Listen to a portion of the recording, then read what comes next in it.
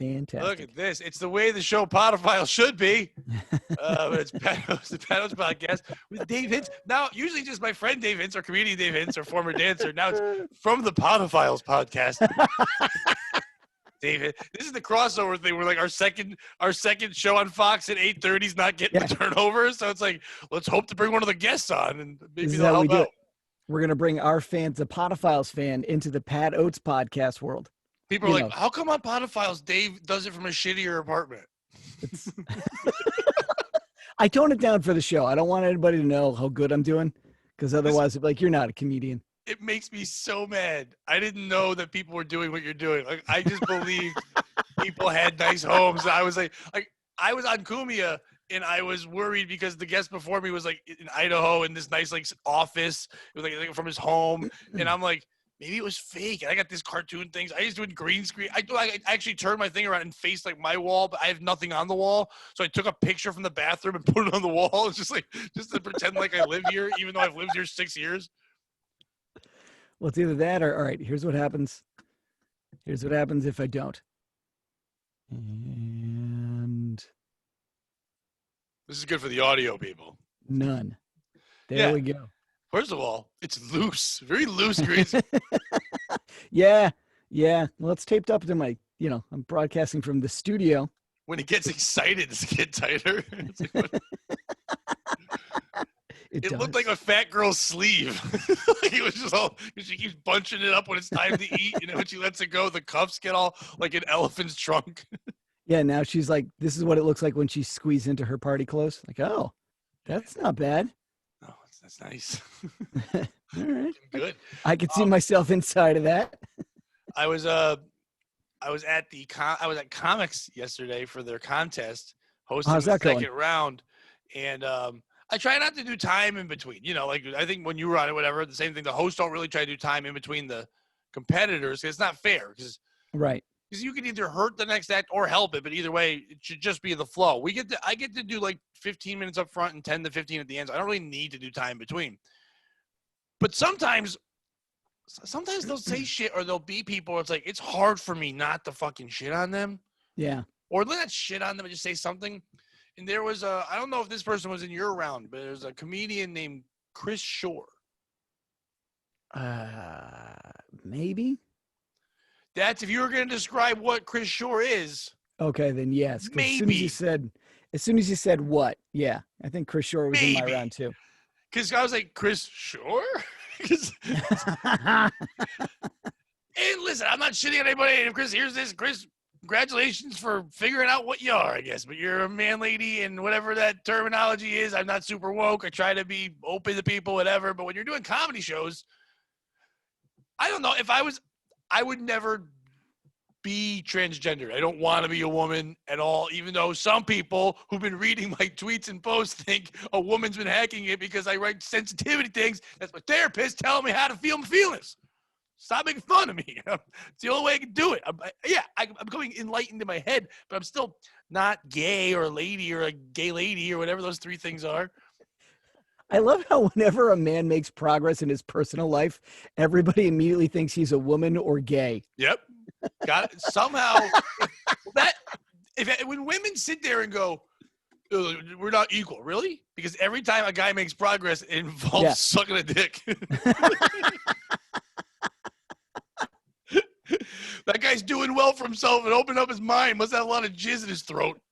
That's what he must be doing. Must be swallowing like a motherfucker, progressing, like ladies do. He's so enlightened. Why? What do you mean? He swallows. Yeah. It's enlightened until I heavy his mouth with my jizz. Then we got him.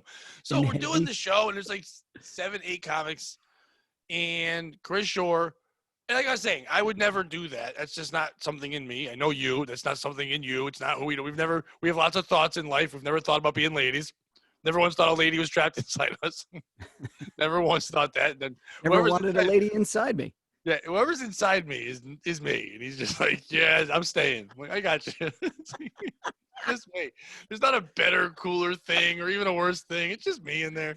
It's just another Pat saying, I'm not going anywhere. Fuck you. It's just a Russian doll of shitheads. It's just another version of It's just Seth Rogen and Kyle Kinane hanging out making a dumb baby. That's all it is. You know what I The am. center doll is just calling you gay the whole time.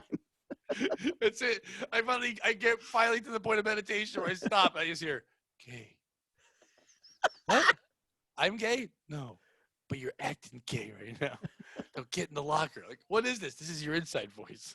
Get in the fucking locker. But Chris chooses to dress like an ER nurse on a break. Like, wears a dress but also sneakers. You know, like when Okay. you know, like teachers or nurses take walks, and you always see them, like they got white sneakers and a dress The on. orthopedic Like, shoes. gotta take a walk sometimes because I've been slamming down Slim Jims while I'm fucking cleaning up bedpans. You know, so I guess that's what they transition into a nurse, which is nice, I guess. But Chris went up, they get 10 minutes of stage time. Chris did 11 to the point where the music came on. That's not and great. you get a penalty. And so I went up after and I said, well, that happens when you go over your time, and it's going to be hard to transition into the next comment. And the whole place lost it. And I thought it was brilliant. And I'm sure Chris was the same. When I walked off, the people at comics were like, this is why we have you here. Like this, that's your calling. It's like you're that quick. Like, that's all I think about. It's like how I can ruin someone's day that quick. How can I do this? But it was a good content. It was fun to see. Beecher was there. I talked to him about the Fairfield Comedy Festival that you're part of, and some of the comics they got for that thing is fucking nuts. Burr, yeah. Hassan was, I can't ever say it. Hassan Massage. Can I get the Hassan Massage? Is that Indian guy who had a Netflix show? You're like, which one? All of them? All of them. You're an Indian guy and you've said a joke. You've got a show on Netflix. If they put Indian comedians on Cuties, no one had a problem with it. It just would have been like, oh, look at us twerking and we're it. It's like, oh, this is fine. We're open to this. Sorry about blaming you for 9/11. Here's your Netflix show. We thought it was all of you. We didn't know there was more than one kind. What's what we do as a country every time we do, like we blow something up, like, sorry, China. It's like, we're Japan. Like, my bad. My bad. I didn't know. Are you sure? When I was at work today at Big Lots, we were unloading the truck, and I work with mostly these younger black kids, and it's the most fun conversations I really do have, like, all week long. Some of them are very funny, and some of them don't realize how funny they are. And there was a snack coming off, and I looked at it and said, Japan. It was Japon, and I go, Japan. It's like they weren't sure if it's Japan or how to spell it. One guy goes, yo, they ain't nothing more than that Spanish people pretending they Chinese, trying to sell Cracker Jacks. And I looked at it, and it's exactly what the fuck it was. It was made in Mexico, which he thought was Spanish, and it was supposed to be like Japanese flavored Cracker Jacks. What does it even mean? It was like they had like sesame on them instead of like it was just squid. Japan. It was like, okay, just ghetto Japan. Well, if it's from Mexico, maybe it's Japan. Yeah, you could. Yeah, I said that. Someone said something today. There was one kid that works there, and every time he says a J, he's not. He's Spanish descent, but he's obviously American. And every time he says a J, his name's Jonathan. I'm like, oh, Jonathan. He's like, dude, it's not. It's not.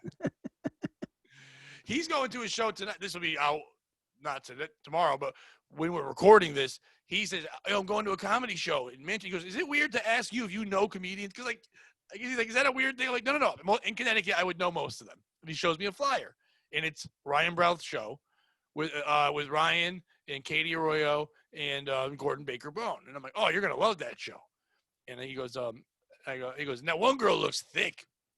And I go, what I hear, she's getting thicker all the time. It's like a milkshake. And I said, and then I pointed to Ryan. I go, he's gotten so thick, it's turned into a Jewish man. He goes, oh, I meant the other girl. I was like, no, I'm like, it's not a girl. He goes, I don't know. Everyone's a girl sometimes now. I'm like, yeah, I just did a show with someone like that. Did a show with someone transition into a thing. But it was a good contest. There was a girl there. It's her first, it was like her 1 year anniversary of comedy. What was her name?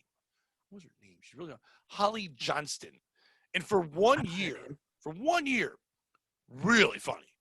The cadence is weird. It's still a new cadence, like where the ending of every joke sounds like a question. Okay.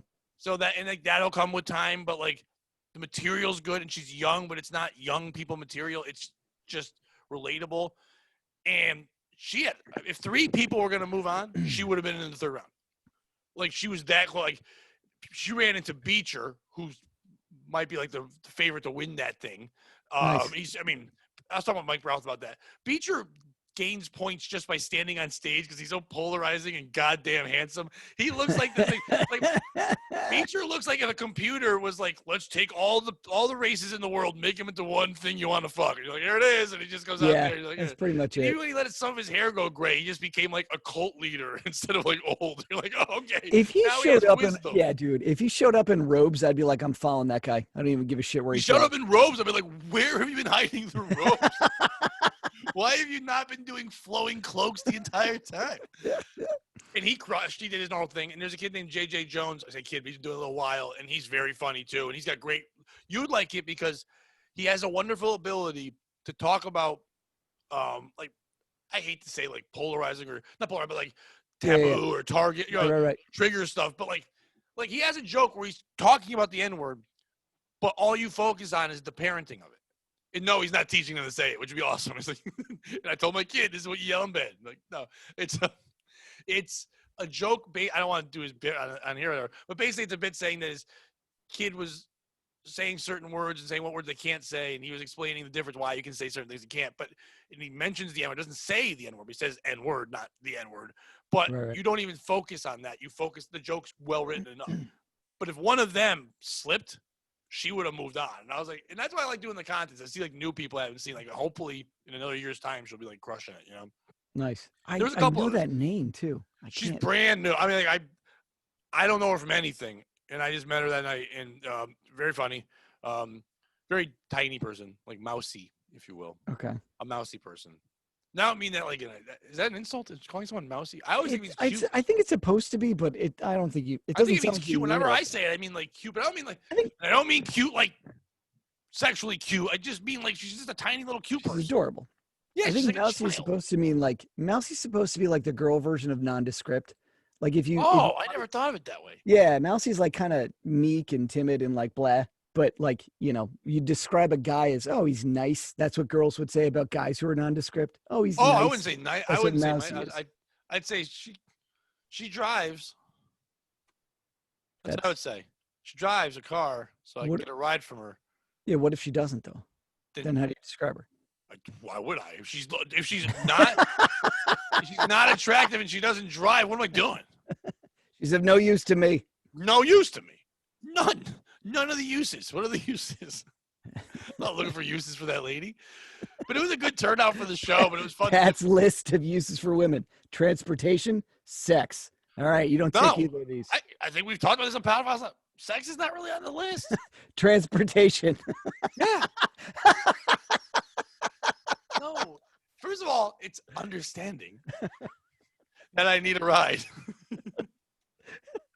That's what it is. By the way, you're green. Every time you move, I know your body blends away, or your living room goes back to the future. Damn it! I'm breaking the illusion. I think it's broken. We know. The second you started talking, they're like, he doesn't live there. Aren't they recording at night? No. Noon, apparently, judging by. Well, obviously, listen, it's daytime in my window too. But it was fun to do. I got to work on new shit. I have a new bit about white trash, which was working very well, and I was very proud of it. I was like, ooh, that's nice.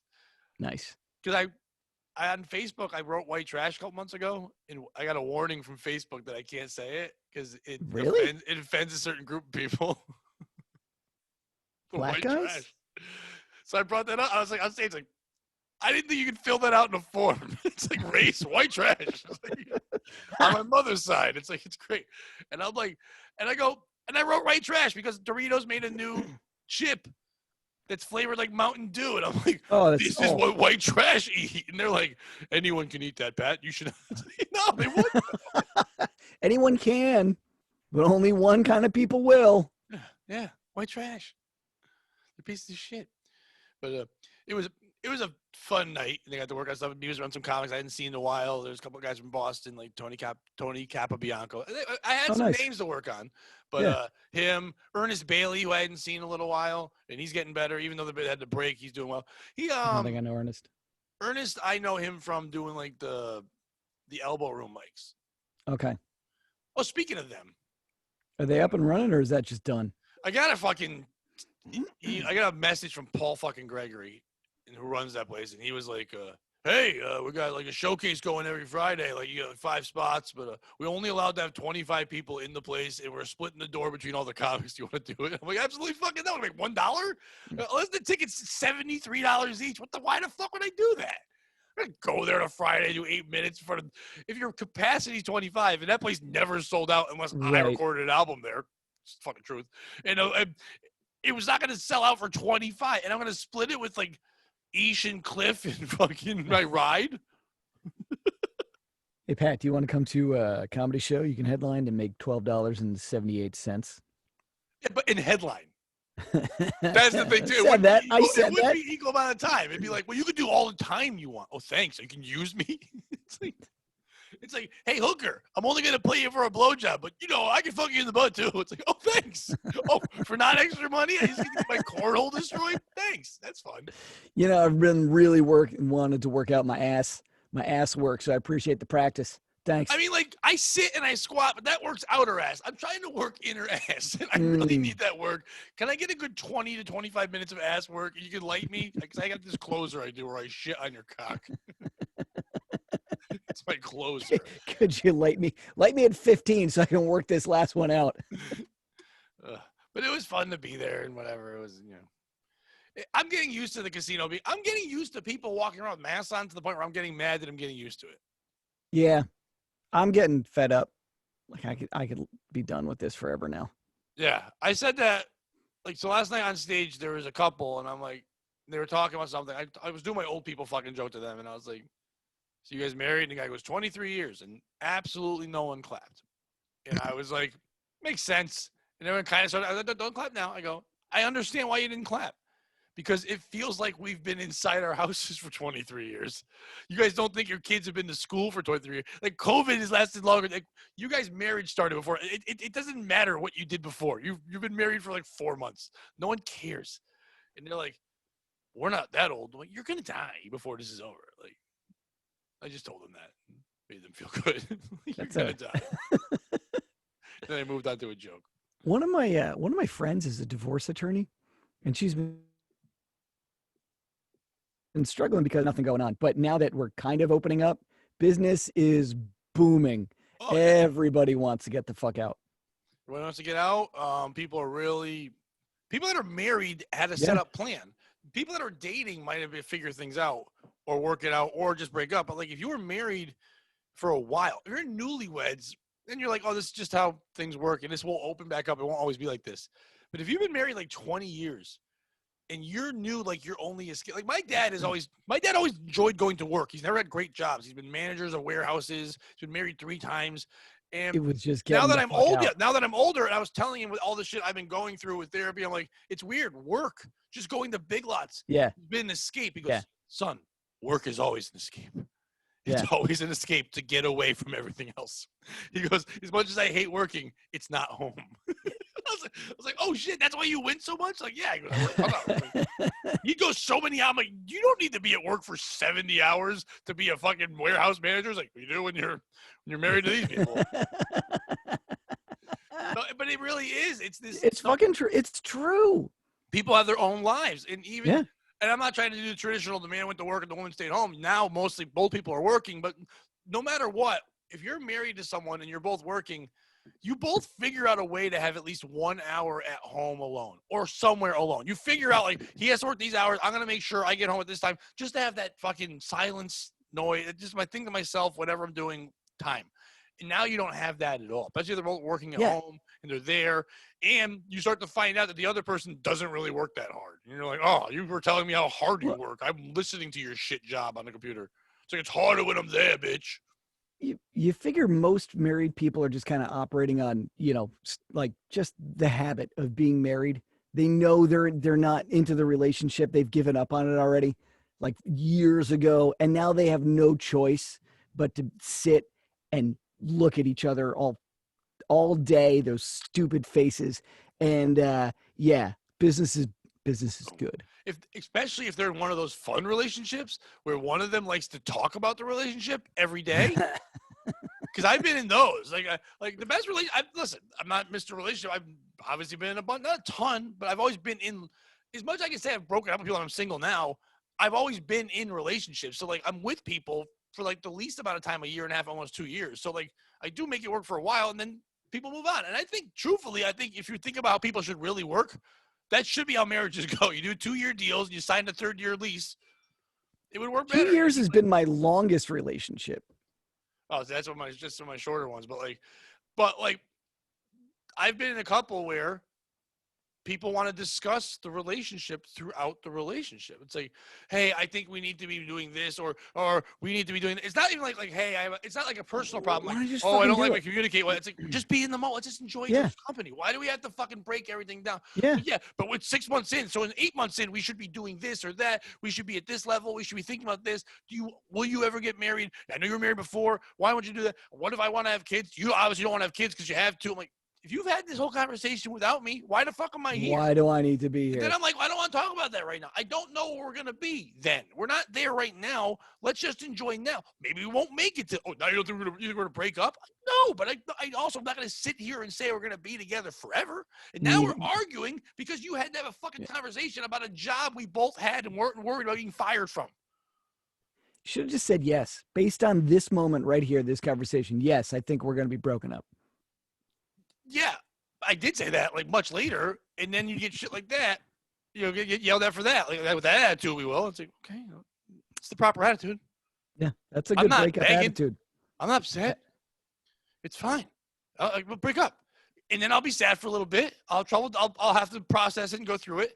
But track record, not only mine, but my DNA, since my dad got married 3 times, we bounce back. We find new. We do it. Listen. I might be a lot of things, but one thing I know I am, charming as a motherfucker. I'm a charmer. Oh, you got some pants? You want them off? Oh, no. My living room. I'm fucking lovable. I just charmed the pants off your living room, so I just did that. That's how charming I was.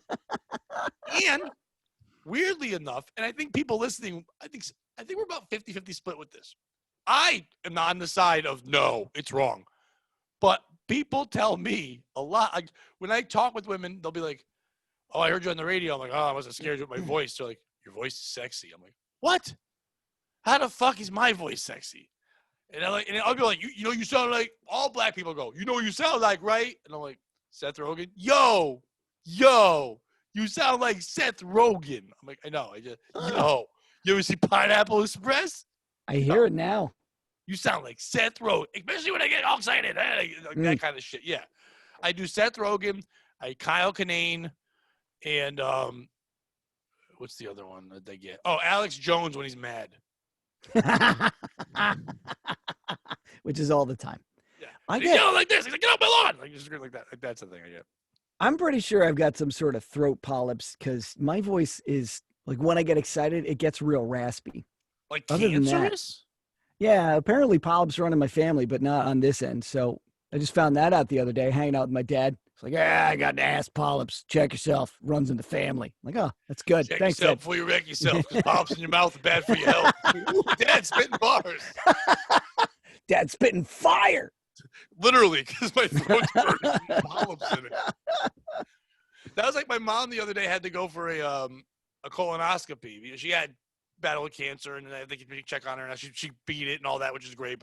And now she's literally about to be 70 years old. So like they're just checking that once in a while. And she said to me on the phone, she goes, because she lives with her boyfriend Dan, who's been dating for years and a wonderful guy. But I guess like she was like complaining about how she had to drink that shit. You have to drink that fluid, whatever, so do the thing. And she was like, I'm just being a baby about it. I go, oh, I don't know any babies that have colonoscopies. So if you're crying and going nuts, that's what you're supposed to do if you're a baby getting ass surgery. She's like, first of all, she doesn't swear. She goes, that's not what it is. Yes, it is. She goes, and I guess you're right. I guess I'm not being a baby. I'm like, yeah, because babies don't get fingers in their butt. Well, not from doctors, like, but they don't get it from a procedure. They just get it sometimes. No, they get thermometers. That's how you check a baby's temperature. You got to use the thermometer. Anymore. If anyone's still doing that and doesn't realize you can do the COVID thing with the fucking with the laser. I would just like to apologize. I was volunteering at the hospital. I didn't know. I didn't know my thumb wasn't a thermometer. It was no idea. It's like you check the wind. I like how we thought that was the way to do it forever. And then the second COVID or something scary happened, we're like, oh, we have this laser thing where you just shoot. I'm like, oh, really? How quickly did we develop that one? How come we were doing butt thermometers for fucking years? They didn't just make that yesterday. You had that fucking ready. You'd think the first thing a baby would say is stop with the thermometer in the ass. Or yeah, this like the first sentence. Exactly. It's like, Mama, Dad, I'm fine. I'm fine. I'm not Mama, coughing. Dad, can't you just feel my fucking forehead? But you're coughing, baby. It's like, you feed me regurgitated peas. You eat that shit. I'm coughing it up. I'm eating garbage. You ever eat that as an adult? Yeah. Baby food? Well, when I had kids, I would, you always take a little taste. You're like, whatever, what is this? Like, oh my God. Some's not bad. Like the banana flavored shit is good. Yeah, it's not about the flavor. It's about what happens when you shit. It's terrible. It's like pooping fire. I did this thing where I had a spoonful. I didn't have enough to produce a poop. I was trying to eat healthy. I'm like, well, baby food is healthy. It's all vegetables and shit. So I was like, nom, nom, nom, nom. You never hear about babies dying naturally. Yeah, exactly. Natural dead babies. Oh, it's the best kind. R.I.P. babies. R.I.P. Causes. Well, you do hear about babies dying naturally. That's like not here, not America, not where we fucking care about our babies. Imagine being in a third world country and being that guy who knocks someone up, like just knowing that's like, I won't have to take care of this. either the plague, a lion, or some white woman from America is going to kill this thing, so I'm fine. I don't have to take care of this at all. Goodbye, baby. It must suck to be a lion baby. A lion baby? Yeah, the ones that get picked off by the lions. Oh, like you're just there walking. I thought you said a lying baby. It's always a lying baby? It's like baby who lies. I didn't shit my pants. Stop it lying, baby. Where? I'm actually really happy. Where? I'm so excited right now. There's nothing wrong. But if I cry, they put on my shows. I get to watch my stories. What's your stories? It's a fucking tiger who is a cop sometimes. For some reason, they think babies can't understand people having jobs. So we don't even know what animals are, but they speak to us because that's what kids do. Why do we do that? Why don't we teach them that people talk? Why are we teaching them that animals talk? Then when they get older, they go to a zoo and they try to talk to a cow. And like, that cow's not going to talk back, you dumb fuck. What are you doing? You teach them to talk to animals so they don't talk to you. You ever talk to a child? Yeah. Yeah, all the time. Boring. You've met my kids. Stories suck. You've met my kids. I talk to them all the time. Your kids are basically grown humans. I'm talking. Yeah, but they weren't the whole time, Dave. I've talked to them. I didn't just build a relationship with them. I'm not black. See, I don't to them the whole time. I don't start talking to kids until they're at least 18. This is gonna sound creepy, but you talked with my son at a bar when he was 12.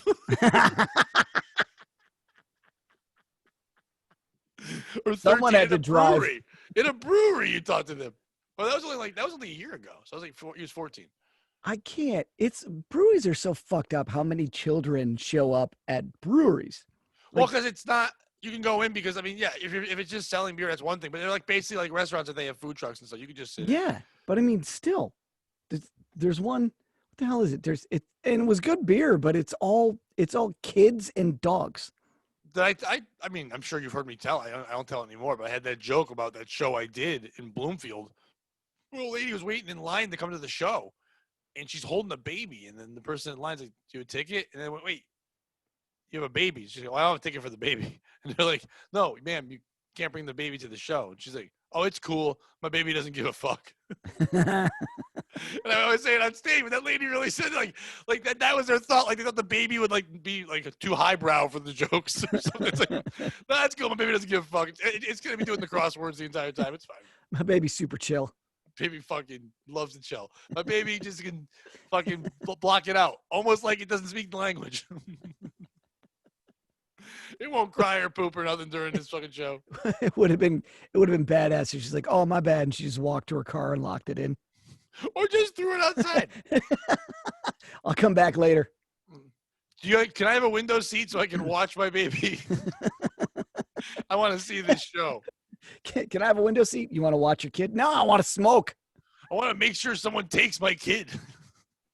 I just put it on Craigslist. It's a white male. You know how much money I'm going to get for that thing? I think it's great. Oh, you don't want to sell white male baby on Craigslist. That's the best kind. No, but you're not going to get the best money on Craigslist. Yes, you are. Black baby market. You're going to. Oh, that's okay. So you mean like, all right. I said Craigslist, but I just meant where I don't know. Can you sell a baby on Craigslist? Probably. I've never sell anything. I've never gone on Craigslist. Should we go on Craigslist and see if you can buy a baby?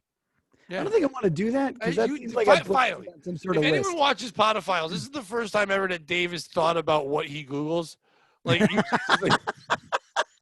it's true. Like our first episode ever, we talked about what the hottest babies were, and you were just Googling what's a hot baby. I'm like, dude, stop Googling. We're kidding. Stop looking them up. So for my other job, the other day, I actually had to have one of the IT guys take over my computer. And it was the first time I thought of it. He pulls up my computer, and it's all pictures on the desktop labeled Sexy Lincoln 1, Sexy Lincoln 2, Sexy Chitara. Yes, it's like, whoops. I get rid, and I don't have anything bad at it, but like whenever we do like things for shows, if I don't use it for a background or I don't use it for promotion, any kind of podcast, I get rid of it right away because I don't need it on my computer. I like to have space because I'm also recording so many fucking podcasts. I have to save them on here. Yeah, I'm looking at my desktop right now. I just have nothing but shit all over it. My desktop on my computer is like my desktop in life. It's full of crap. I have a picture of Craig Taylor from 8 years ago. Today was supposed to be a busy day, and it got emptied full of crap, and I took a big nap. It was a nice nap day. Nice. But I had the show last night. I didn't get home till like midnight. I didn't fall asleep till like 1. I had to be up at 5, be at work at 6. Oh, that blows. We're doing the labor thing. So like literally a truck comes in for like the retail. We have to unload the truck, and I'm like the oldest person doing that. I'm like by 15 years. No, actually, there's one guy who's 42. And we all thought he was just really ugly for 27, but we thought he was 42. Man, you look like shit for 27. I'm 42. He's got the best life. You look great. He lives with his father and his mother, and he lives in the basement with his girlfriend. And he doesn't ever want to work. He just wants to live there forever. He's got other jobs to screw it. The father was like, you got to get a fucking job. If you don't fucking get out of this house and work some hours, I'm throwing you out. So he got a job during the pandemic, whatever, at Big Lots. And he went up to my boss one day after a couple of weeks, and he was only working like, 15 hours, 17 hours, not a lot of hours. And he said to my boss, I guess, hey, I got to talk to you about the hours. And the boss was like, hey, man, I'd like to give you more. We got a lot of people, but pretty soon, if you keep staying with us, you'll get more hours. He's like, no. I would like less. Like, he goes, I would like to work the maximum 12 hours a week. And I don't even really want to work that much, but I got it. All I have to do is be out of the house. If my dad knows I leave and I check in somewhere, I'm good. And my boss is like, absolutely not. And you're probably close to getting fired. Just for asking that, you can work like none hours. So like, I work like a 6 to 7 hour. We can't work. No one's full time there except for like managers. So like we work like 6 hour shifts. Sometimes you work 7. Right. If you work more than 7 hours, you have to get a lunch. They try not to do that. So I go at 6 a.m. I get down at noon, or I work at 3. I get out at 9. Shit like that. Whatever. He goes in at 6 and leaves at like 8:45. So we're in the middle of unloading a truck, and I make jokes like, here goes Ralph. He's time to leave. He's like, and then we get a break in between, and on his break, he sits in the break room quiet and eats Takis, like this, like the spicy chips. And they're like, okay, chips, kind of like Mexican chips, Takis, sour cream and onion chips, and like a Mountain Dew or something. And that's what I'm like, I go, that's the worst meal I've ever seen. He goes, and it's gonna be the best meal I have all day. I was like, oh no. But it's him. He's barely doing anything. So we're unloading the truck. There's a younger kid. I've talked about one guy I work with who's crazy. He's a nut. I mean, he's literally tells us all the Is that times the about he knows he can see demons. He doesn't believe there is reality. holy? Is that the face shield guy? No, that guy's just retarded. And he's been in Special Olympics. I don't think he like placed or anything, but he's been there. It's like he was on the showcase or something. Did a tard bringer. I don't know, something He like that. applied, and they took one look at him and were like, no, not This even guy, no, close. this guy, he's just legitimately crazy. He says that there's like there's a Italian family that he talks, the Ionati's or something. And I thought he was saying Illuminati wrong, but I guess it's not. It's the Ionati's, and they follow him around and they're tracking him. There's time, and like there is no reality. We're all just meat sack. And he doesn't talk to me because the first day he ever spoke to me, I was like, get that shit away from me. So he doesn't talk to me, but he tells other people his crazy shit. But so we're on the truck and he's on there. They put him on the truck to take the stuff off, and they unload it to us because if he's just in there, you can just stay away from him. He can just move things. But he gets distracted really easy by the demons, and he sees dead things. I think it's kind of played up because he knows who a real crazy person would tell all of us the crazy shit. He knows right away not to give me his crazy, but he knows which people will buy into the shit or listen to it. You know what I mean? So that kind of makes me feel like, or maybe the demons know that I'm evil. I don't know. Either way, we're on the truck, and I go in because he's struggling with this box. It's probably like when you go like to like IKEA or something and you buy like a big box where you can build like a TV stand or something. They're like heavy, but not like, it's 75 pounds or something like that. But you're not going nuts. You're like lifting it up, putting it on something. And I walk over and he can't move it. And I thought it was maybe a heavier box than I could see, whatever. I said, Nick, I probably shouldn't have said his name, but I said, fuck it, Nick. I got it. And I grabbed the box, lifted it right up, no problem, put it down. And this other kid, Victor, younger black kid, comes by me and goes, I'll grab the next one. And he grabs one, puts it down. And I do it again. And then Nick goes, whoa, you guys have superhuman strength. But he wasn't like joking like you and I were. He said it seriously. So Victor and I just got to look at each other like, no, they're not that heavy. And we just lift it again, do it again. He just goes, no, you got superhuman strength. How do you get that? And I go, well, first of all, you have to be human and then move your way up. So work on that. So Victor goes, because it's black people. Oh shit, he ain't human. I'm like, yeah, I know. And I get excited. That's my favorite thing to do as a comic, to get some black person to yell, oh shit. It's my favorite thing. To get a black man to say, oh shit, or a black woman to say, oh, you stupid. Like, that's my goals in life. Yes, I am stupid. I'll say it. I hear a black lady say, oh, you stupid. And I'm like, yes, stupid. And I'll point. I'm like, oh, and he white too. So it's like, but so I wouldn't have corrected him. I'd be like, you're right, we do. No, absolutely we do. Because if you do that, then I've learned you get into a whole conversation, and there's too much going on. I'm tired. I just wanted to. It'd be fun the first day, but if you have to do it every day, I don't want him to think I'm entertaining any of the shit. Because at the end of the day, I know what he's doing. It's a fucking Huck Finn bullshit. We have super strength. We're moving, and he ain't moving shit. And it makes me nuts. I'm supposed to be doing something else. I've been that dude. I understand that dude. That's a fucking terrible dude. So then he hasn't lifted. He goes, I can't lift it up, and I go, isn't that supposed to be one of your attributes? And Victor goes, nah, he ain't retarded. He crazy. I'm like, oh, yeah, my bad. He's like, but he knew right away what I meant. He's like, yeah, that's who I work with. These are the people I work with. And they just leave me alone because I put stuff away without complaining. That's what I'm good at my job, because I put stuff away without complaining. Yeah.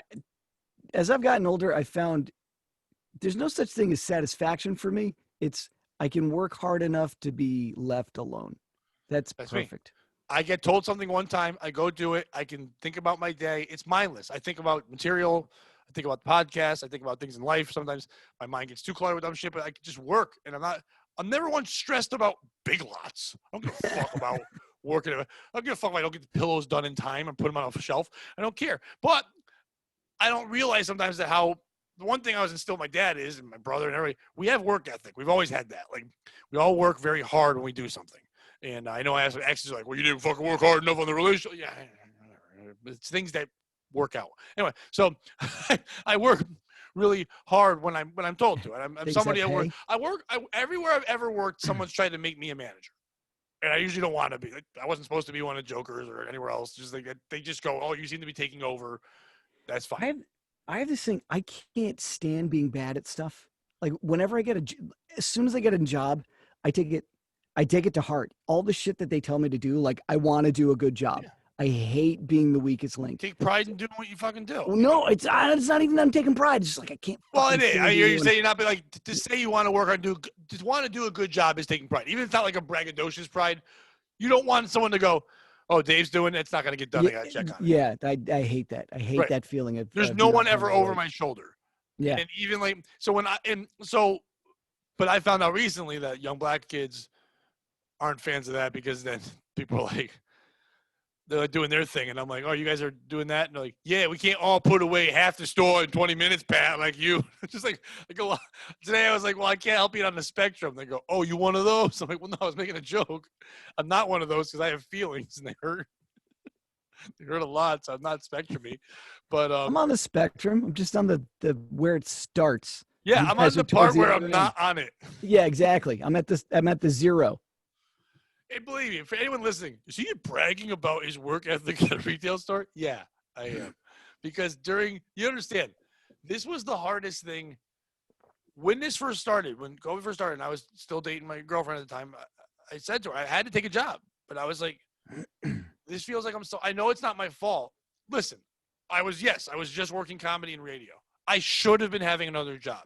That was pride getting in the way. I was not making enough money to be a comedian on my own. I can admit that. I liked the idea of being a comedian.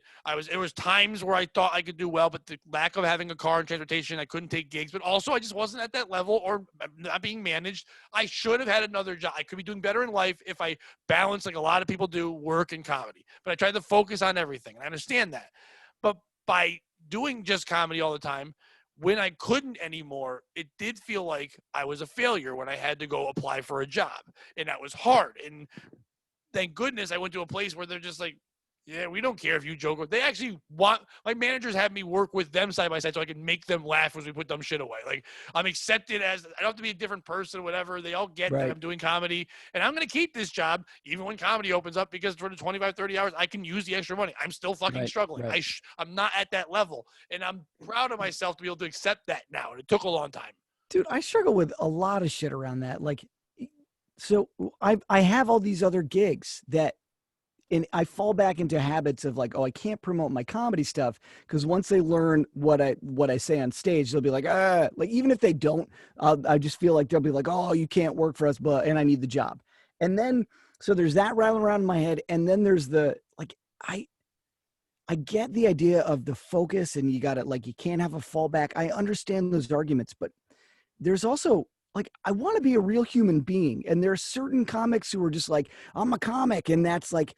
There's a whole thing that defines them with that to like the point where there's regular humans and then there's comics and they just shit on the regular humans all the time. Like, I don't want to do that. Yeah, I don't want to be that. I was falling into that, and I didn't like me like that. I mean, people that knew me. Like, it was different. But that's the thing. Friends, but our friendship came from comedy. Yeah. Our link was that. Now I can be more of a human and talk about other things. For a while, I couldn't talk to other people at anything but comedy, and I didn't want to. And even if you were a comic, you wanted I lost comedy friends because I couldn't be a friend because like that. And once again, being gay. Yeah, I'm being gay. Yeah, it's maybe I should. Maybe this isn't working out. Maybe the straight thing's not working for me. Okay. Is Pat a good friend? Like he's so gay. He's a great friend. He's so gay. He's not the gayest. First of all, I know a lot of gay assholes. Like, I know a lot of people that are gay that aren't. People say that that's kind of fucked up because they're saying all gay people are fucking like open-minded. Like, no, they're not. I know a lot of piece of shit gay people, like assholes, all close-minded, calling me a cis whatever. Fuck you. They're fucking more close-minded than me. I'm open-minded as fuck. I don't give a fuck who you are as long as you book me on your gig. Pat, I don't know if you're making your case for straight when you say, I know a lot of gay assholes. Spent a lot of time in a lot of gay assholes. Listen, there's two kinds. Open and closed? Gay and straight assholes. Even if it's not, assholes are like mine. Sometimes you got to open them up for them. But yeah, I think it's so funny when people say that, like, oh, look, you're enlightened or happy. Oh, gay. No. Yeah. Gays aren't open-minded. If anything, they're fucking one-track-minded. And they're like, if you're reading that book? Or do you hate gays? It's like, what? It's a book. Unless it says, I hate gays, the book, which I don't know if it's a book yet. I'll do the audio work if you want me to. No problem. Chapter 1. God, I hate the queers. I'm starting to write again. Are you ready? I finally got an idea. I had one Nice. idea, and now I had a second idea, and I went, what if I That's take two these two ideas, put them together, and it makes no sense, but yet it's going to make all this sense. That's like a real peanut butter and jelly situation you got. No, this is like Elvis. This is peanut butter and banana. It could work, but some people are going to be like, that's white trash. I've been wanting to write about baby Jessica for a while now. The baby Jessica story where she was You've stuck been in talking a well, about that. got out for a couple of days, all that. But I want to write about a fan fiction where she doesn't get out of the well. And at first I wanted to write about the whole thing where she didn't get out of the well. Her parents died. An uncle took over the land, turned into an amusement park. Yeah, they sold tickets. It's called Well Wishes or something dumb like that. But then I was like, I don't know if I like that angle like that. Maybe I change what happened because I was reading up on it and the guy's name, I forget his name, it slips me now, but the guy who was the rescuer, he was like one of the best at like tunneling, whatever. What if the character, not me, Pat Oates, the character in the story, writing it, was the best in the business at rescuing people from wells? Like he's the best in the business. He's not working much. He's like, what's his name from Jaws?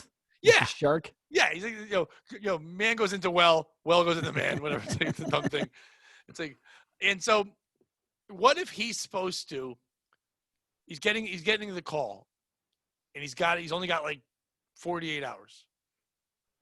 But he can't leave his house because he's dating this girl who's just been really all over him, and to the point where she's yelling all the time. And at one point, it gets to the point where she like hits him, and then he has to call the police. And all this stuff happens in his life, and therefore he can't make it in time to save baby Jessica out of the well. And for some reason, I guess there's like a time limit on the well. That's the part I got to work on. Why he couldn't just do it later. I don't want her to die. But she may have to die. Huh. Well, that blows my alternate title for your book. If she grew up in the well, living well. Living well. The baby Jessica story. Well, that happened. That could be a name for it. Well. But I want to tie in two The stories. baby One Jessica about story. someone dealing with struggle and domestic abuse. And Now, why doesn't he tunnel? Why doesn't he tunnel like he uses his skills to tunnel out of his house so he can tunnel into the well? Or, yeah okay, ready? He's stuck in the house and she won't let him leave. And when does he calls she know, the cops, baby? she locked him in a room and like she did something, like drugged him or something, and he can't leave the house. When the cops, it's like Misery, but he's stuck in the house. But also, baby Jessica's there, so he has to escape out of the house. And he has to use his skills to get out of himself. He's never had to rescue himself. He's only had to. It's like a life learning thing because it is not only rescuing others, but he's learning to fix himself. It's like a metaphor, and the only way he can get free is to dig deep. And you know the title, right? No. Getting Well. Nice. The baby Jessica Pat Oates story. I mean, other guy. Well beyond myself. Well.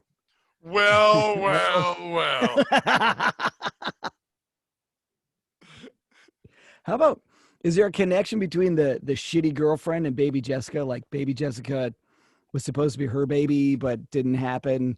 Like, I don't know. She was adopted. No, there's no connection whatsoever. Because so baby Jessica happened in 1987 and this problem happened in 2020.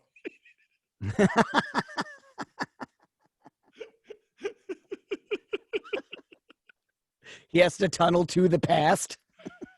Oh my God. Maybe he's married. Maybe the shitty girlfriend is baby Jessica in the future. She got out of the well. He saved her.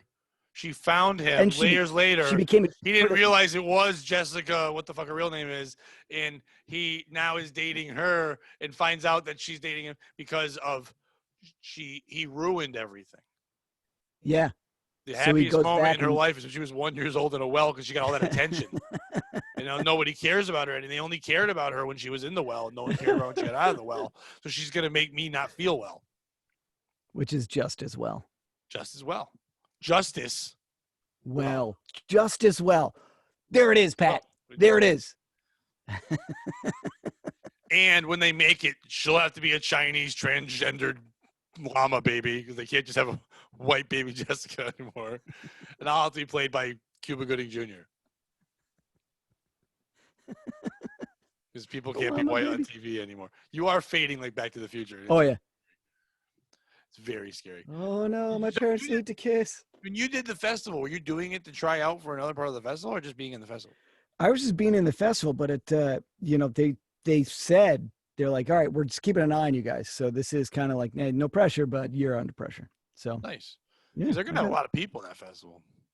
Dominica, I got hand job massage, Bill hand job Burr, massage. hand job massage, and then Bill It's Burr. from now on. That's all it is. Oh, Birbiglia. Yeah. I'm gonna be back there on Saturday. People in Connecticut love Birbiglia. Like he always I like sells out Birbigs. in Connecticut. Oh, he's all right.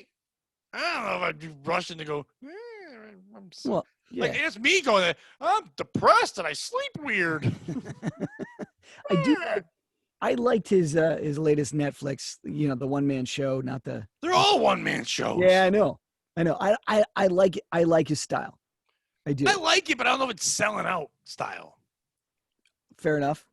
I don't know if it's selling out everywhere. I'm with you. I think Connecticut fucking loves it. Connecticut also is loves Birbiglia. What's his name? Bob Johnson, Bob Thomas with the shoulder pads. Bob Nelson. Bob Nelson. Yeah. Bob Johnson is a male porn star. Oh, I don't think he is, but he should be. Bob Johnson? That's a good name for a guy sucking cock. What do you do, Bob Johnson? His name is just Johnson. Bob was his skill. Bob's his verb. That's a thing too. Halloween's coming up, and I'm happy that people don't bob for apples anymore. Why was that ever a thing? I've never bobbed for apples, but No, I don't think anyone has, not on TV. What's the goddamn point? Because you win, you get an apple. No, supposedly they put other shit in there. It's not an apple. I don't think it's really. Bad. I never heard that. I thought it was just like the whole point is to get fucking apples. Which I would put apple and apples in there. I'd rather go apple picking to get an apple. I don't. And I hate apple picking. I like apples. Listen, if I have nothing else to eat and I go to your house, you go, you want an apple? I'm like, do you have other things? And they're like, nope. I'm like, all right, I guess I'll have an apple. I don't mind an apple. But I'm not going fucking foraging for it. I don't need to go out there and know how it's made like it's an apple brewery. Oh my God, I love apples. New Zealand jazz apple. That's a great apple. It's sneaky. You got to be careful. No, it's a real thing. New Zealand doesn't even have jazz. New Zealand jazz apples. New Zealand doesn't have jazz. They have jazz apples. That's like the Utah jazz. Honey Crisp. That's a good looking apple. It's about 3 times the size of a normal apple. What's the difference? Who knows? Oh, does it taste like honey? Oh, I do. Does it taste like honey at all? Yes, and they're actually quite crisp. They're all crisp. They're fucking apples. No, they're not. You ever had a Red Delicious? That shit is mush instantly. Same thing with a Macintosh. It's got a very short window. You bite it, you get that skin in your teeth like an asshole the whole time. Listen, don't. That skin's telling you don't eat it. It's the foreskin of apples. Get the fuck out of here with apples. No, apples are great, but I don't mind fruit, but I won't go fucking fighting for it. What's your best fruit? I got to go with apples. I know the most about. Like I love apples, but I know about. I'm not fucking looking for knowledge, you dickhead. Like, what's your favorite food to eat fruit wise? I'm big fan of all fruit. Melons, love them. I have never met a berry I haven't liked. There's a lot of melons. What kind? Well, of course you got your cantaloupe and your honeydew and watermelon. Honeydew's the money melon. I agree. That's but Simpsons. I'm gonna die, and I never even tried cantaloupe. Honeydew is the money melon. See, works out well. Oh man, one of my best gifts ever is someone gave me a $50 gift certificate to Stop and Shop. I went there and I blew it all on fruit.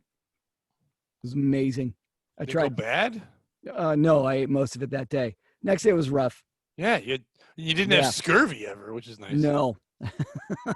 Hey, when you don't have dental insurance, not having scurvy is a plus. Like I have a bag of oranges in my house. They're just gonna go bad.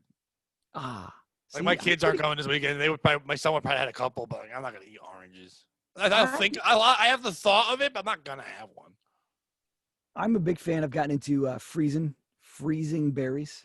That's delightful. What kind of berries?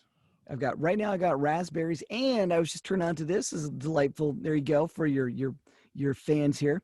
What you do is you take some grapes, you rinse them off, then I prefer the sugar-free. You take the gelatin and you put the gelatin in the bag with the grapes, shake it on up and freeze them. Oh, it's beautiful. Oh, I agree with my audience. Gay. Just means I'm enlightened. If it's I gay, it's a good idea. I don't mind freezing grapes, and then when you're freezing, you pop them in. It's kind of like a nice little treat if you're not eating ice cream and shit. But like, I don't know. I'm not gonna fucking put them in Jello. Oh, but you don't make Jello. You just put the gelatin on it, and what happens is you get like these. You get a nice little crunch on the outside of the grape, and these flavor explosions, and then you push into Just the like grape. ghetto So Kool-Aid balls. Yes, it's so good. I mean, I'll eat a banana once in a while. If you had a strawberry and it was there, I'm like, all right, it's on a plate. I'm like, all right, but I'm not gonna go get it. I'm not really a fruit. I'm a vegetable guy. I'm not really a fruit guy. That is so weird to me because fruit is like the candy of vegetables. I'm not a candy guy. Yeah. So that's why I would think, like, why not fruit? No, like, I don't like candy. Okay, that's someone. No. You're thinking of someone who's substituting something for candy. I don't like candy. I don't mind chocolate, but I mean, get a fucking Skittle or a goddamn Starburst away from me. That's sweet ass bullshit. I hate all that kind of stuff. I'm Jolly Ranch, all that. I can't eat that. That's too sweet. Oh Christ! I would eat that shit until I ruined the taste buds on my mouth and they'd all pop up. Oh, I can't eat any of that garbage. That fucking glass shard bullshit. No, can't do it anymore. But I can eat chocolate. I love ice cream. Yeah. No, I would never. I don't fuck with that kids. Oh man. Gay parade candy. Fuck that shit. That's what it is. I could eat myself the diabetes in a single sitting. All that candy looks like if Liberace farted. That's what it looks like. I don't want that candy. I want the gay ass candy. What did Liberace say when he finished on your face? Taste the rainbow. Oh, I thought you were gonna say like a line he knew. What did Liberace say? Candelabra, or whatever the fuck he said. I learned the word candelabra as a real young kid because my Nana loved Liberace. I remember. I can't name a single Liberace tune. I know who he is. He didn't sing. He was a piano player. Yeah, but like I don't know what is he famous for playing? Oh, other people's work. Okay. He was just a great piano player, but just flamboyant as fuck. You just couldn't say gay then, so he was like flashy. Yeah. Do you remember he was like Paul Lynde, Center Square? Like that was the kind of gay. Like no one said he was gay. He's a character. They didn't even say gay for Jim J. Bullock. I don't know who Jim J. Bullock is. He was the next gay middle square. What does he look like? Did you ever watch Too Close for Comfort? Yes. Was he Monroe? With Ted Knight, and then he was the guy who kept trying to fuck his daughter, but you knew he was gay. Was that Monroe? Yeah. Yeah, that's Jim J. Bullock. Okay. Who was the Go watch some of Hollywood Squares with Jim J. Bullock. It's all hello. He's gay as shit. Who's the blonde, like looks like a troll if his hair got wet? Oh, wears sandals. He's like the A. Yeah. He's Bruce something. Bruce, you're right. So they just have like one gay that when the other one gets used up or wrinkly or whatever. Once AIDS gets one, they throw another one in the square. Careful, that's the AIDS square. Circle marks the AIDS. Yeah, they just put a gay. And then when they were done with that, I think they put Whoopi there. Yep. Well, didn't she buy it? She bought the squares and like I'm gonna do this. She bought Bruce. I own a gay now. Whoopi Goldberg. That lady. Yeah. When I was young, I thought she was super funny. Yeah, dude. But I don't remember any of her jokes. I don't remember a joke. People told me. I remember she did a lot of. She was a storytelling comic, and I remember her on Broadway special. Yeah, I'm sure I would hate it now. I think as a kid, I was just told she was funny. Yeah. The first woman I remember laughing at, besides acting, there was a lot of, actress with women. Like when I was growing up as a kid, I would watch Cheers. Yep. And I thought, I bought both Diane and Kirstie Alley, both fucking funny. I thought my mom was a single mom, so we would watch Kate and Allie. We would watch fucking Designing Women, and I would laugh. I watched all that shit. They were great. We're both gay, and it's fine. And it's well, gay guys have the best shit. Female comics went.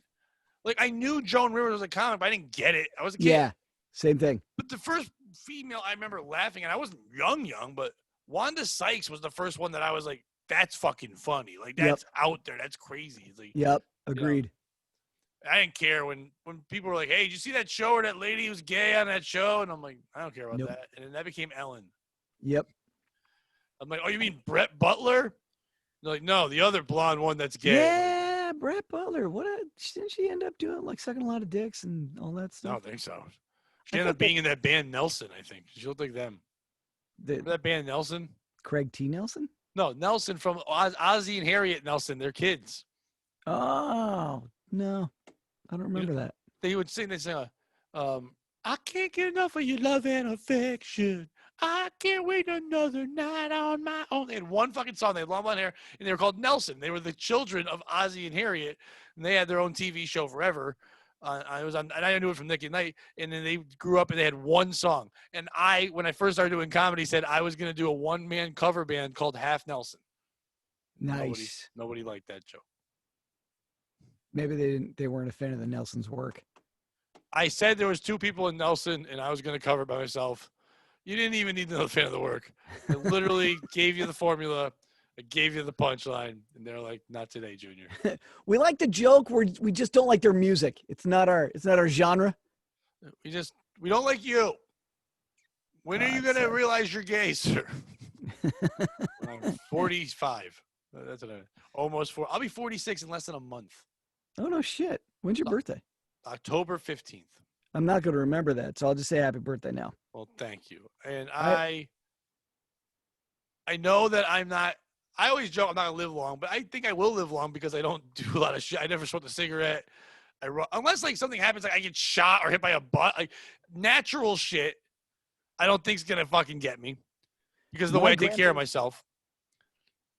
So I would think I'm going to make it to 90.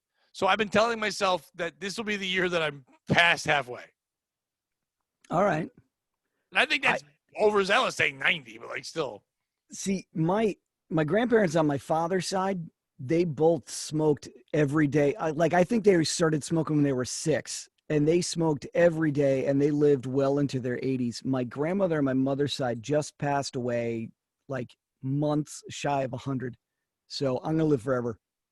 My grandparents all died from not natural causes. Like my grandfather on my mom's side got like murder, killed by a drunken driver. That sucks. Yeah, I think that's what they said at the funeral. That was the eulogy. It sucks. That sucks. And then my mom's mom died of she was older, but she died of dementia. My dad's mom died of cancer when I was real little, and my grandfather, my dad's dad, died of diabetes. So like all that stuff's there. You know, there's 3 things there. There's a fucking cornucopia of shit that could get me. Yeah, both of my dad's parents died due to dementia. So there is that in my family too. And my grandfather on my mother's side. How old were they when they had dementia? Way in their 80s, like 87. Yeah, like my Nana was in her 70s. So it's like they were also old. At least I think they were in their 70s. I'm not positive. And if they died now, it would have been of COVID. Yeah. COVID dimension. COVID dimension. Comention. We said it twice. Yeah, so like, but my dad and mom are gonna turn 70 next year. Like, so they're doing well. They're not dying. I forget how old my parents are. Like, and I saw my mom and my dad each with them last week. And holy crap! Like I haven't seen them in a while. Both my dad and my mom are all stooped over, and like they walk funny now. I'm like, fuck! When did you guys get old? Yeah, I don't usually know my parents' ages, but they're both 69. Nice. So I know it, and and Seamus is constantly. How old now? Yes, I know. 69. Yeah, they are. The best. Fucking 69. So, how are we going to fix our podcast? Is it broken? It's kind of broken. All right. I'm going to put this out here right here. We recorded the last one, and before that, we tried to record another episode, and me and Brandon got in a fucking heated argument, and I will be the bigger man and say I'm sorry. I did say that, and basically, but saying it, I let it go and moved on. but he was all brooding and shit. It got heated, dumb. That shit happens. That being said, I don't know about that podcast. I like the idea of that podcast. I like the three of us together on the podcast. But I think, and you've brought this up too, by trying to have a thing we need to debunk every week, I think we're getting too worried about staying on track when sometimes the best stuff about that show isn't what's on track. And I know some people like that, but some people are like, what's the point of talking about one thing? And if we're going to talk about just being funny and just talking about everything in life, do we have the right cast for it? Or if we want to have somebody on there who could have knowledge, that's what Brandon does, but he doesn't do the funny part.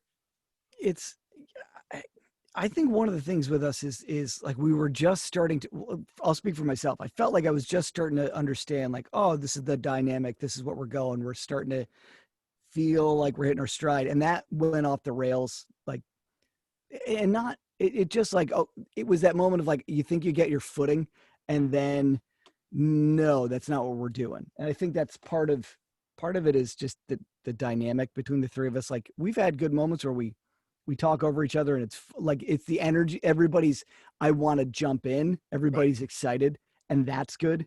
But then like the last one was just we literally had we did a 30-minute podcast, got into a fight, started over, did an hour and a half podcast. Yeah. So like, it was exhausting and it was crazy, but like, it was just this is gonna bug shit out of me. Sorry. And if anyone's like, why wouldn't you put up the fight one? I would have, but then things were said that we don't need out there, just personal things that shouldn't be out there. So Social security numbers, bank codes. Yeah, we always yell that during our fights. When a guy who works at Big Lots is a failed comic and they yell at each other, the first thing they start yelling is their fucking escrow. That's what fucking happens there. But it was just dumb, and I don't know. And I was mad at myself for losing my temper on it. I get mad at Brandon's cockamamie shit, but he also gets mad at Mike. It's not in a bad way. He doesn't like my cockamamie shit. We're good friends, and we both are different people, and that's how it works. But just sometimes he acts like he's Neo and the world's this Matrix, and it's just like, dude, I get what you're trying to find out in life and be enlightened and all this shit. And I'm trying to. People joke with me like, I'm not being enlightened. I'm only trying to figure out how to make my mind not make me nuts because I've gone through some real shit. And when someone says things about that, like, well, that's not real, that because I read this book or I heard this podcast, it's like, okay, you're finding your path too, but don't force your fucking. It's the same way when somebody is like with the woke people and they're like, I'm gonna force my thing on you and you're gonna see this view. No, just enjoy your view, go your way, and let me have my way. I have no problem with veganism or vegans until you say you're doing it wrong. Like, all right, or you're murdering. Do you know you're exactly. murdering? Yes. Murder. Yes, I know that. Yeah. And I'm fine with it. Plants are alive. Right. Absolutely. You're eating life. And I don't want to get started on vegans. I really don't. Like, do your thing, but it's your thing. I'll own this about the argument. Like, for me, I don't know. I haven't known each of you as long as you've known each other. And I hate conflict. I just, you're wrong. Shut up. You're wrong though. Really? I've known you way longer. Hating conflict? I've known him longer than, I've known you longer than him. Oh. You've been doing comedy longer than him. Okay. I don't know your dynamic. Like I don't know what your friendship is. So that makes me. So this podcast here is for 300 something episodes. And now it's 2 a week now. But for a while, it was 1 a week. So I've been doing it for about 4 to 5 years. I met him like right before I started doing the podcast because he helped me do it. Like not even. So like I've known him like 5 years. Okay. We've become very close. We're doing the podcast together all the time. And we've become friendly in that way. But I've known you longer. Okay. See. Because you've been doing comedy for like 8 years? Well. 10? It was around there. Yeah, 10, at least 10. Yeah, and you've been I met you at Jokers when you started. Yeah. I'm gonna tell this story because this is my favorite story. For me, the whole moment was it's my first night doing stand-up comedy. I'm at Jokers. I get up on stage and I immediately get heckled, and like I didn't know what to do. And you came in from outside and blasted the fucking kid to shit. You're like and he tore him a new one. Like you have nothing to say. You don't know what he's doing. You just got there. You weren't even fucking listening. I'm like, all right, this guy's all right. Like, because I had a deer in the headlights, no idea how to handle a heckler. I'm like, I wrote this joke about cottage cheese. I hope you guys like it. Back then, that man, I walked in drunk. I was mad at somebody. I'm like, I need to go with someone. I probably didn't even see you up there. And I just walked in like, shut the fuck up. I'm trying to bang somebody. That's even better. That's even better. It had nothing to do with the love of comedy. It was just, fuck you all. I want to kill. Like right now, it would have been all about defending comedy. It's a lot of people tell me that they're like, I'm the guy that defends comedy. Like sometimes, but sometimes I'm just mad and you're in the way. That's how I want. When I'm posting all this shit now about like dealing with anger and people like they don't understand. I went through a lot of hell, but I worked on not being angry. I drank when I was angry. So like I'm talking about it because it's so fucking new to me. Like, oh, I don't need to be angry at shit. Anger made shit worse for me. It hurt. Like I didn't get anything out of it either. I tried to use anger and be upset and hatred and revenge and all that shit and be mad at people and make it my personality. Like, oh, Pat's angry. Like I hated me and people hated me. And the way people love me were like, they felt like I was just struggling. It's just like, I don't want to yell at people anymore. I just want to have fun and enjoy it. Yeah, once in a while I'll get upset. Brandon and I fought for the first time ever. Like we argued. I felt bad. I used to not let myself feel bad. See, that's why it's hard for me now and with the stuff I've been going through because the people I've been fighting with don't know how to feel bad. And I'm like, it's hard to get mad at them. It's like, you're in a place I was, and I get that, but you don't want to hear that from me because I wouldn't have wanted to heard it from me back then. No, that's the worst thing. No one, when you're in a shitty spot, the worst thing is to give someone advice. It's insulting. You're not going to listen to it, and it just makes them hate Especially you. If you're the person that they're getting upset with. They don't want to hear. Oh, well, yeah, of course not. No. And sometimes the law won't let you talk to them. Stupid age laws. Not that long. That's Podophiles with an O. Unless you'll pay us more for the other one. Right after Cuties, Podophiles with an E. It's what it is. Podophiles should review Cuties. Brandon will be like, I don't watch television. Television is made by the government. Someone asked me at work. DJ weddings. Someone asked me at work. They were talking about Cuties and like, are you going to cancel your Netflix? I'm like, well, I'm not paying for it, so no. Not at all. I'm not canceling my Netflix, and I wasn't going to watch Cuties anyway. I'm not paying. My money is not going to Cuties. Listen, I'll pay for the rest of the year because of Cobra Kai. I'm so happy with Cobra Kai. Oh, it's so good. If I have to pay for a couple kid twerks to get fucking season 3 of I want Robbie to fucking die and if fucking Miguel is paralyzed, I'll fucking stab somebody. I'll be pissed. Oh, God. That broke my heart.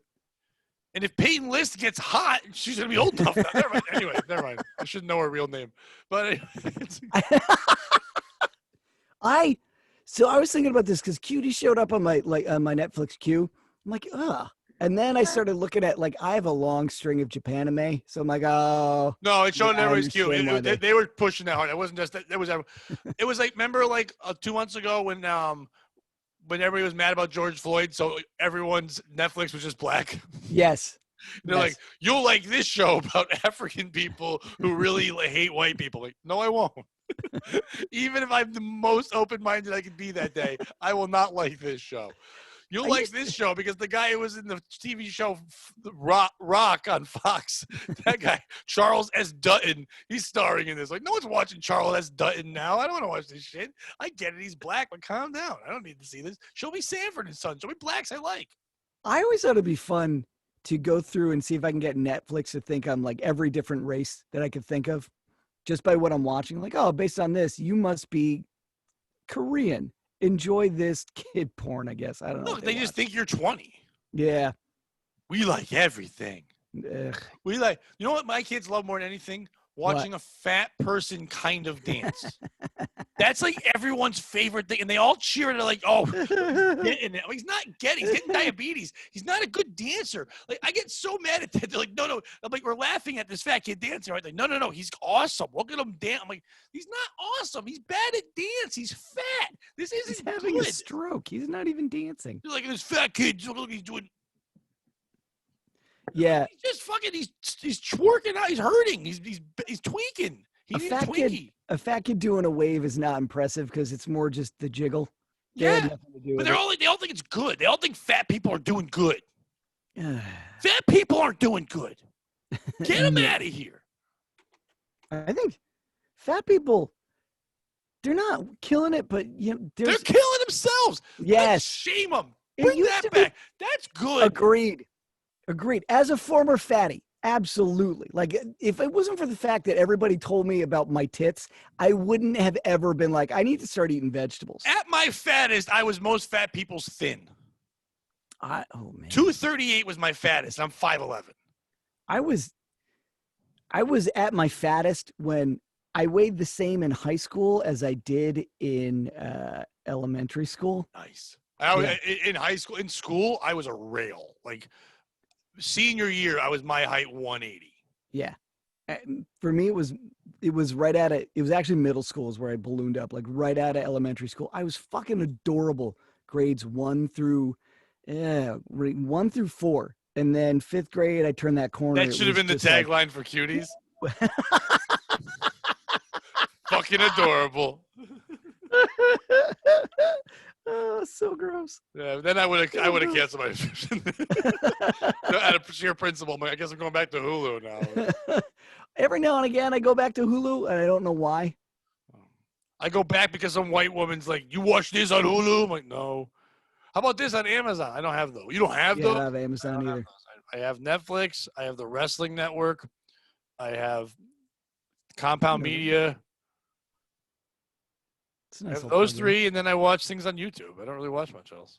Yeah, I pretty much Netflix and Hulu. Like mostly Netflix. I don't really watch Hulu because Hulu's all news shows. And I didn't give a fuck about news shows. Every now and again, like something good pops up on Hulu. I'm like, all right, I'll check this out because like I've used up Netflix, so I'll go mine through that and I'll find something that's interesting. Right, and usually someone has to tell me like, there's a thing now. I'm like, all right, I'll watch that thing. I don't care, whatever. Like when the Michael Jordan documentary came out and everybody was watching on ESPN, I'm like, I guess I'll wait till it hits something, and it came on Netflix 2 months later, and I watched it then. I didn't miss anything. I can't get into documentaries about. I watch documentaries probably more than anything else. Yeah, it's just not my thing. Well, I mean, my thing's not horror. When people are like, you should watch this thing where someone dies instead. I'm like, no, thanks. No, I don't like. I've lived horror. I don't want that. You know what? I don't want to be taught a lesson. I don't want to learn anything.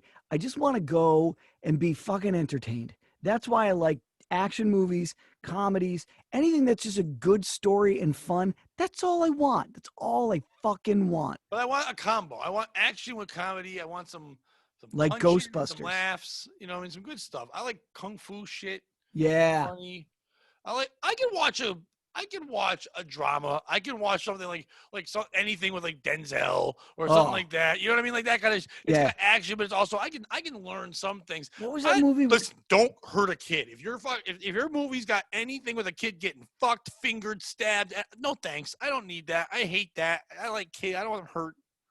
I can't watch it. I can't get into it. I can't. Molesting shit. Get out of here. So many movies have like, hey, well, we got to molest this baby so we can have Nick Cage save the day. Like, you could just have Nick Cage save the day. What was the name of the movie where Denzel played the cop? He played the cop who was tracking the demon. No, he tracks the demon, Azazel. John Goodman's in it. One of the guys, fucking guy. Eli. Ballin'. It's Book of Eli. No, not Book of Eli. No. Oh God, it's so good. It's got to be in early '90s, maybe mid '90s at latest. It's got Goodman and Denzel. Got Goodman, Denzel, and whoever played Tony Soprano's in it. Not Paul Giamatti. That's the other Italian sounding name. Shit. Yeah, it's Giacomo Giannini. Yeah. John Shabadoo. Oh, that's the worst name I ever heard. Joey, wait. Goodman, Washington movie. It's Flight. No, Fallen. No, Fallen. Yeah, I did have it right. That movie's fucking great. That was anticlimactic. It's a reenactment of the Chris Farley show. You ever see that movie? It's good. You remember? You know Ringo? Yeah, he's good. He's good.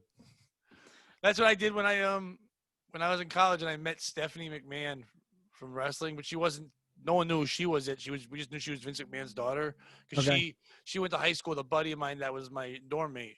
So she stayed with us for a couple of days, and like all I knew was that her dad was Vince McMahon, and this is even before like the Attitude Era or anything like that. This is like 95, 96. The beginning, I saw like we just didn't really know Vince McMahon. We just knew he ran WWE or WWF at the time, and so we would get drunk and for 4 days. Whenever she would walk into a room, we go, "Do you know the Macho Man?" And she'd be like, "Yeah."